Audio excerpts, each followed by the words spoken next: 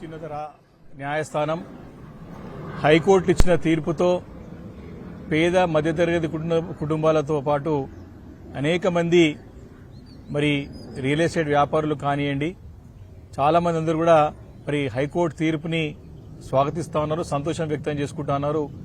చాలా చోట మరి టపాసులు కాల్చి పండగ చేసుకున్నటువంటి వాతావరణం నిన్న స్పష్టంగా కనపడ్డది. నిన్న హైకోర్టు చాలా తీవ్రమైన వ్యాఖ్యలు చేస్తూ మరి హైడ్రా కమిషనర్ రంగనాథ్ని ఇమీడియట్ గా తొలగించాలని చెప్పేసి చీఫ్ సెక్రటరీ, తెలంగాణ రాష్ట్ర చీఫ్ సెక్రటరీకి ఆదేశాలు జారీ చేయడం ఒక తీర్పు ఈ రేవంత్ రెడ్డి సర్కార్కు చెంపపెట్టు లాంటి ఒక సమాధానం అని చెప్పి సందర్భంగా మనవి చేస్తా ఉన్నాను. ఈ యొక్క హైడ్రా కమిషనర్ రంగనాథ్ ఒక తొలగించాలని హైకోర్టు యొక్క ఆదేశం, ఒక తీర్పు, ఇది ఖచ్చితంగా పేద ప్రజల విజయం. ఇది అధర్మం పైన ధర్మం సాధించిన విజయంగా బీఆర్ఎస్ పార్టీ మరి తెలియజేస్తా ఉంది. మరి యొక్క హైకోర్టు తీర్పు బీఆర్ఎస్ పార్టీ పేదల పక్షాన మరి సాగించిన పోరాటానికి వచ్చిన ప్రతిఫలంగా మేము భావిస్తా ఉన్నాం. రేవంత్ రెడ్డి హిట్లర్ పోకడాలకు హైకోర్టు బ్రేకులు వేసిందని చెప్పి స్పష్టంగా అర్థమవుతా ఉన్నది. హైడ్రా అనేది ఎంతో ప్రతిష్టాత్మకంగా మేము చేస్తా ఉన్నామని చెప్పిన ప్రభుత్వం ఈరోజు తెలంగాణ రాష్ట్రానికి సమానం చెప్పాల్సిన అవసరం ఉంది, రాష్ట్ర ప్రజలకి చెప్పాల్సిన అవసరం ఉంది. వాళ్ళకి ఒక జవాబు చెప్పాలి, తక్షణం బయటకు వచ్చి క్షమాపణలు చెప్పాలి ప్రజలకి. మీరు చేసిన దాష్టికాలు అన్ని కాదు ఇన్ని కాదు, మీరు చేసిన అరాచకాలు అన్ని కాదు ఇన్ని కాదు, మీరు చేసిన దౌర్జన్యాలు అన్ని కాదు ఇన్ని కాదు, ఈ హైడ్రాని అడ్డు పెట్టుకుని ఏ రకంగా అక్రమ దందాలకు మీరు పాల్పడ్డారో అన్ని కాదు ఇన్ని కాదు, ఇవన్నీ కూడా హైకోర్టులో అన్ని కూడా మీకు స్పష్టంగా అంటే స్పష్టమైనటువంటి ఆదేశాలు ఇస్తూ చేసిన తప్పులను కూడా తెలియజేస్తూ మరి వారిని తప్పించడం అంటే ఈరోజు ప్రభుత్వానికి గట్టి చెంపపెట్టే లాంటి తీర్పు.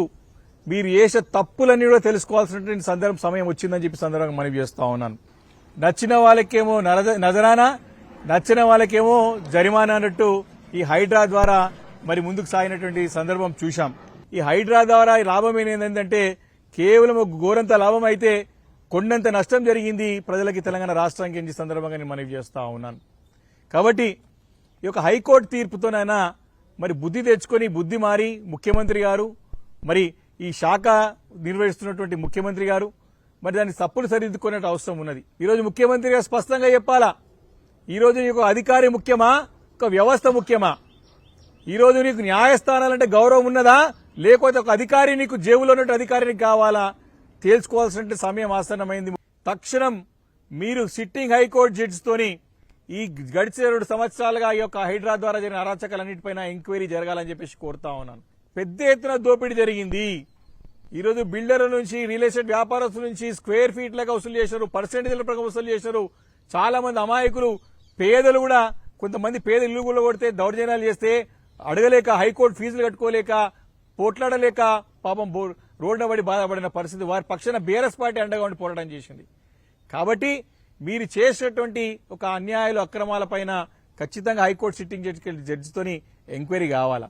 ఓపెన్ గా ప్రభుత్వ స్థలానికి, ఓపెన్ గా పార్క్ స్థలాలకి పోయి ఫెన్సింగ్ వేసేసి నేను 1,000 కోట్ల రూపాయల స్థలాన్ని కాపాడినా, లక్షల కోట్ల రూపాయల ఆస్తిని కాపాడనని చెప్పేసి సొంత డబ్బా కొట్టుకున్నటువంటి ఒక అధికారిని తీసేయమని చెప్పి హైకోర్టు చెప్పిందంటే ఇప్పుడు ప్రజలకు అర్థమవుతుంది, ఇప్పుడు తెలుస్తుంది, మొత్తం అందరు కూడా తెలుస్తా ఉన్నది చేసినది కూడా తప్ప అని చెప్పి.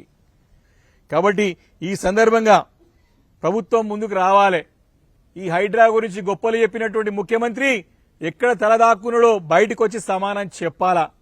ఇక నాకు ఎన్నికలకు సమయం ఉంది కదా, అప్పటి వరకు నేను ఏమైనా చేస్తా అంటే మాత్రం బీఆర్ఎస్ పార్టీ ఊరుకునే పరిస్థితిలో లేదు. ఖచ్చితంగా మీరు చేసే ప్రతి తప్పును కూడా ఎత్తు చూపుతాం, ఎండగడతాం. బాధ్యత గల ప్రతిపక్ష పార్టీగా మీరు చేస్తున్నటువంటి తప్పులను ఎత్తి చూపుతాం. నీ నియంతృత్వం ద్వారా నేను ఏదైనా చేస్తా, ఎన్ని అరాచకాలు సృష్టిస్తా అంటే మాత్రం ఊరుకునే ప్రసక్తే లేదు.